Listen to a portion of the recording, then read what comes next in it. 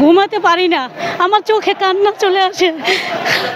এই যেভাবে নির্বিচারে হত্যা করেছে ছাত্রদের, এরা কারো সন্তান, এরা তো আমাদের মতন সন্তান। আমারও একটা ছেলে আছে, সেও বাংলাদেশ ন্যাশনাল ইনস্টিটিউটে পড়াশুনো করে।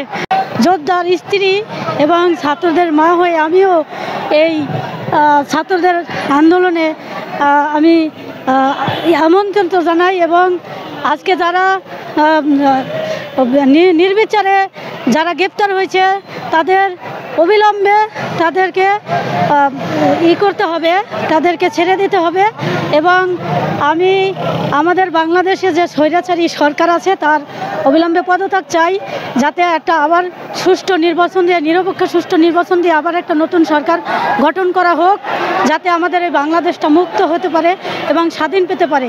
আজকে হাজার হাজার ছাত্র হয়েছে, গুম হয়েছে, অনেক গার্ডিয়ান, তাদের আমরা ছাত্রদের খুঁজে পাচ্ছি না এবং দাগে দাগে হসপিটালে ঘুরে ঘুরে তাদের পাওয়া যায় নাই।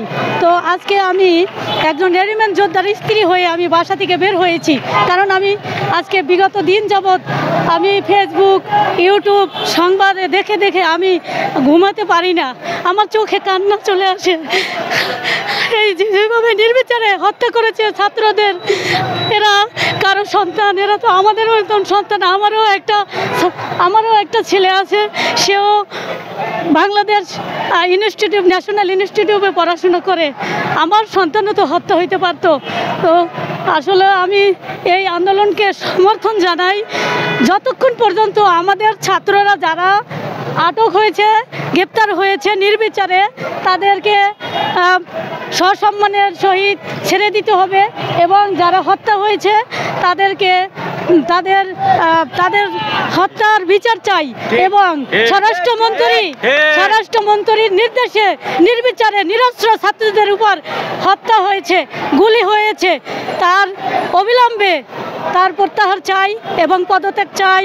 এবং যারা প্রত্যেকটা এমপি মন্ত্রী যারা এই ছাত্র হত্যার পিছনে জড়িত তাদেরকে